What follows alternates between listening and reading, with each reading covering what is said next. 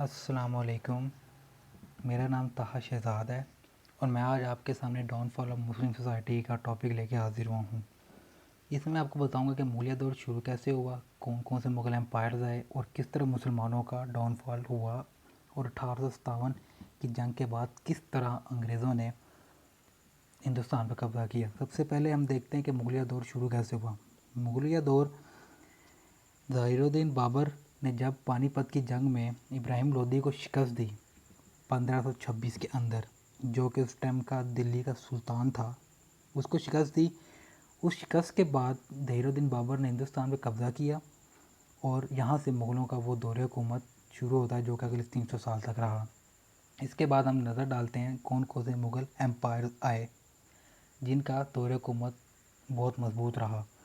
सबसे पहले ज़हीरुद्दीन बाबर, फिर नसीरुद्दीन हुमायूं है, फिर जलालुद्दीन अकबर, फिर जहांगीर, शाहजहां और औरंगज़ेब आलमगीर का दौर हुकूमत आया। इसके बाद भी दौर हुकूमत आए मुग़लों का, इसके बाद भी बहुत से मुग़ल बादशाह आए, लेकिन उसमें मुसलमानों का ज़वाल ही था। ये वो मुग़ल एम्परर्स हैं जिनमें मुग़लों का दौर हुकूमत फैला है, सिर्फ फैला है।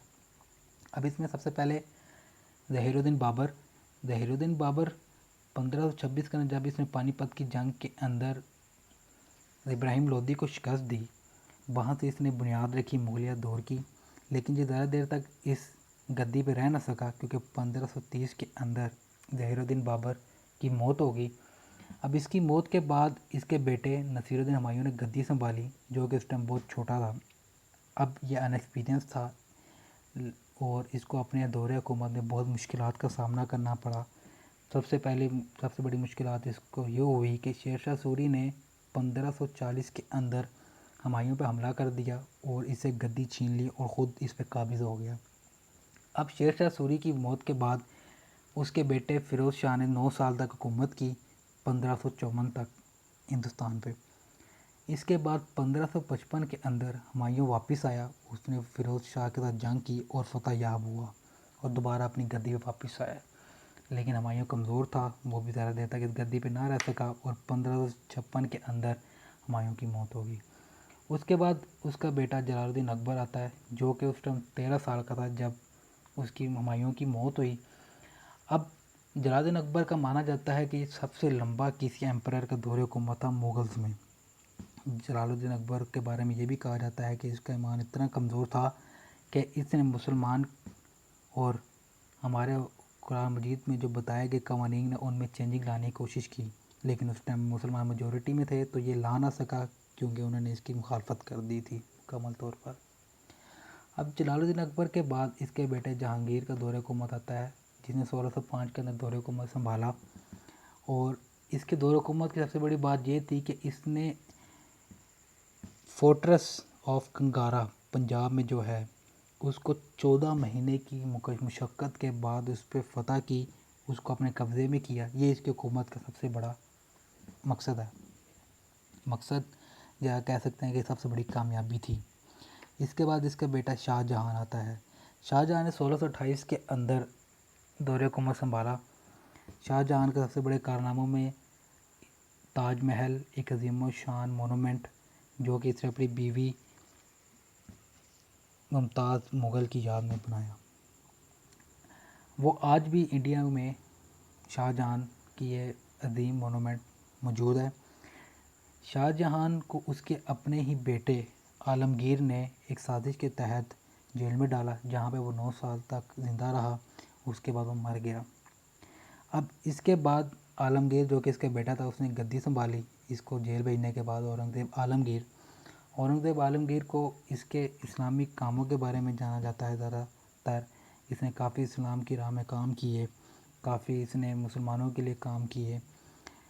अब यहाँ पे मुसलमानों का दौर, जो मुग़लों का दौर था, वो यहाँ तक तरक्की की तरफ जा रहा था। इसके बाद मुसलमानों का डाउनफॉल शुरू होता है।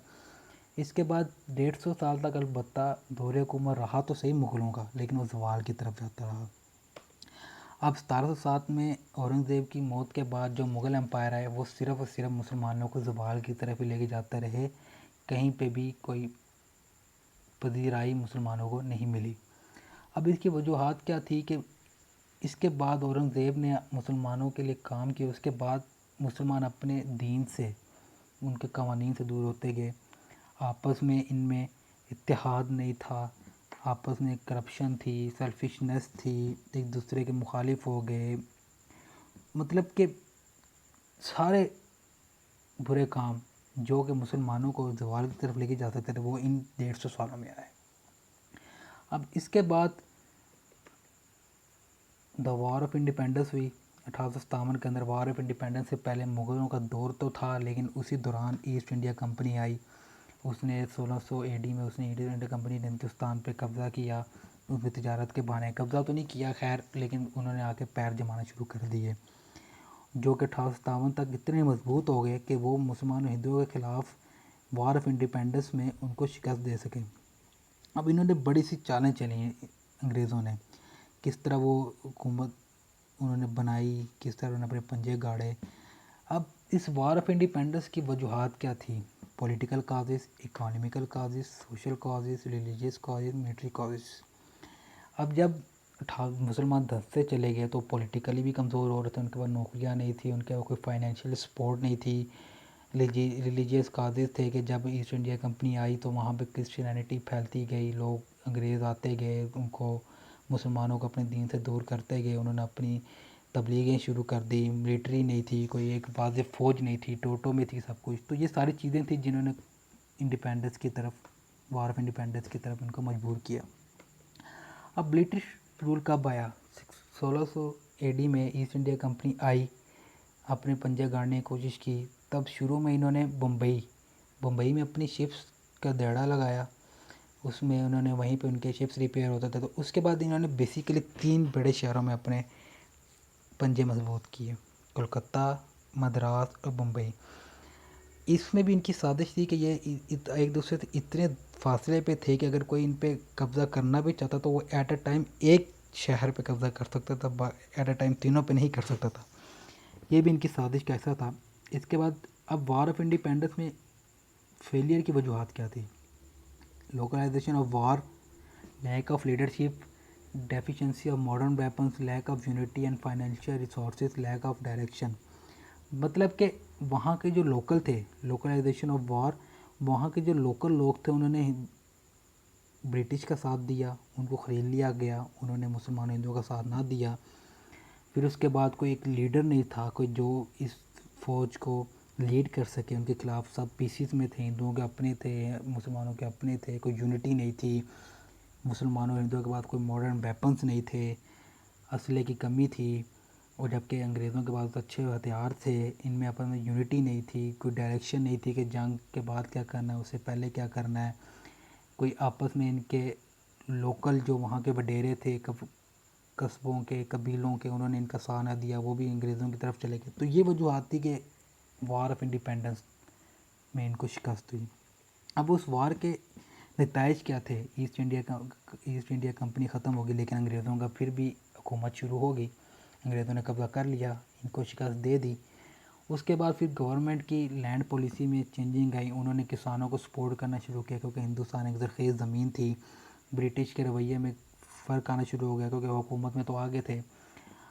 گورنمنٹ کے رول میں چینج آ گئی، آرمی کو انہوں نے اکٹھا کیا. ہندو مسلمانوں، سب سے بڑی بات جو تھی کہ انہوں نے ہندو مسلمانوں کو اکٹھا نہیں ہونے دیا، ان کو ایک دوسرے کے خلاف کرتے گئے، لڑاتے گئے، کیونکہ ان کو پتہ تھا اگر یہ جہاں پہ اکٹھے ہو گئے وہیں پہ انگریزوں کا حکومت کا خاتمہ ہو جائے گا. اب اس کے بعد مسلمانوں کو بیک ورڈ دھکیلتے گئے، کیونکہ اس کی وجہ یہ تھی کہ انہوں نے مسلمانوں کو ٹارگٹ اس لیے کیا کہ ہندوؤں نے باور یہ کروایا انگریزوں کو کہ اس جنگ میں صرف مسلمان آگے پیش تھے، اس میں ہندوؤں کا کوئی کام نہیں تھا، ہندو اتنے آگے نہیں تھے، صرف مسلمانوں کے مقاصد تھے. جس کی وجہ سے جو مسلمانوں کی جنگ کے بعد کنڈیشن تھی وہ بہت پور ہو چکی تھی. مسلمان پولیٹیکلی سٹرانگ نہیں تھے، مسلمانوں کی کوئی نمائندگی نہیں تھی کیونکہ نیا حکومت آئی، انگریزوں نے اپنے قوانین لاگو کیے، پولیٹکس ہوتی تھی، الیکشن ہوتے تو وہاں پہ کوئی مسلمانوں کی نمائندگی نہیں تھی. اکانومیکل کوئی نوکریاں نہیں تھی، زمینیں چھین لی گئی، نوکریاں چھین لی گئی. ایجوکیشنلی سٹرانگ نہیں تھے، کوئی ان کو تعلیم نہیں دی جاتی تھی، کوئی ان کو تعلیم سے دور رکھا گیا. سوشلی کنڈیشن بہت کمزور تھی. سب سے بڑی بات یہ تھی کہ جب مغل تھے تب بھی انہوں نے ہندوؤں کے کسی کو ان کے جو ریلیجن ہے اس کے خلاف انہوں نے کہیں بھی کوئی ڈیسیجن نہیں لیا، جبکہ جب ان کی حکومت آئی تب انہوں نے مسلمانوں کے خلاف، ان کے ہمارے دین کے خلاف، اسلام کے خلاف سازشیں کی، ان کو ان سے دور کرنے کی کوشش کی، ہر ہتھ کنڈا استعمال کیا۔ 800 سال تک ان مسلمانوں جنہوں نے حکومت کی، انہوں نے ہندوؤں کے ریلیجن کو ہمیشہ پروٹیکٹ کیا، جبکہ ان کے دور حکومت میں جب انگریزوں نے ہندوؤں کو زیادہ حکومت دی، زیادہ نوکریاں دی، تو انہوں نے اس کے برعکس کیا۔ تو یہ فرق تھا کہ جہاں پہ مسلمانوں کا آ کے دور حکومت زوال کی طرف جاتا جاتا یہاں پہ ختم بالکل۔ تو یہ تھا کس طرح مسلمانوں کا زوال ہوا۔ شکریہ، اللہ حافظ۔